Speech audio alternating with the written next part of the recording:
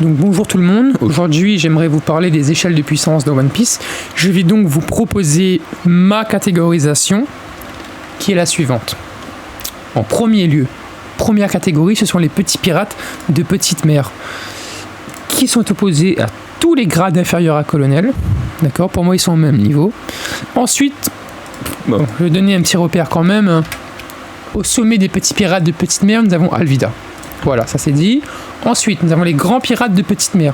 Arlong, Dunkrig, Baggy, etc. Il faut au moins un colonel pour l'attraper, d'accord?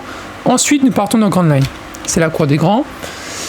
Première catégorie fait référence à la phase de sélection de Grand Line. Vous savez que c'est une mer très dangereuse, c'est une mer, un océan mortel par définition. Donc il faut y survivre. Cette catégorie, pirate candidat de Grand Line, fait référence à cette phase de sélection. À l'issue de cette phase, nous aurons deux groupes. Nous avons les pirates confirmés de Grand Line. Ils ont le niveau pour être sur Grand Line. Il s'agit là de un niveau maximum. D'accord ? Si vous avez potentiel pour aller beaucoup plus haut, vous serez classé dans les supernovas. Vous serez considéré comme supernova. Supernova, c'est une catégorie transitoire. Personne ne va y rester, tout le monde va évoluer plus haut. La plupart vont évoluer en Tobiropo, qui est la catégorie juste au-dessus, qui regroupe tous les capitaines réputés de Grand Line. D'accord. Tous les Tobiropo de Kaido en font partie. On peut rajouter chez les Mugiwara, Nico Robin, Franky, Brook. Tout le reste, en fait, ils sont tous très forts quand même. Ils sont tous niveau Tobiropo, je pense, à l'heure actuelle. Donc on va les placer là. Au-dessus des Tobiropo, qui nécessitent un talent immensément supérieur. Il faut être doué. Voilà, il faut être doué. Il faut être quelqu'un. C'est lieutenant d'empereur. Ok. Lieutenant d'empereur, les plus forts d'entre eux jouent jeu égal avec le grand corsaire moyen.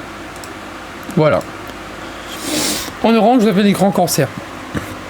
Déjà là, orange, jaune et rouge, et le vert de l'amiral. Nous avons là les trois grandes puissances de One Piece. C'est dit, hein, les trois grands pouvoirs. Corsair, QG de la marine, empereur. Ce qui me fait dire ça aussi, c'est Jinbei. Jinbei pour moi était un grand corsaire moyen, était dans la moyenne faible, d'accord. Il est devenu lieutenant d'empereur, et parmi les plus forts des lieutenants d'empereur, pour moi, Jinbei il est là. Voilà, Jinbei il est là. Ensuite, pour le plus puissant des grands corsaires, on a Mihawk. Sa prime rentre dans la catégorie des empereurs. Pour moi, Mihawk est niveau empereur. Ça, c'est notre débat. Et voilà. À 3 milliards. 3 milliards. Prime de Luffy qui est passé empereur. C'est aussi la prime de Kid et de Law qui ne sont pas passés empereur, mais Luffy il a une flotte immense. Et c'est le dieu Nika, c'est littéralement le plus grand secret que le gouvernement mondial veut cacher. On comprend pourquoi il est passé empereur maintenant. Hein. Ok, plus fort que ça, il y a l'amiral en chef. Et les empereurs confirmés, on va dire qu'ils sont là depuis longtemps, Shanks, etc. Et au-dessus, il y a le roi des pirates. Et puis, globalement, c'est tout.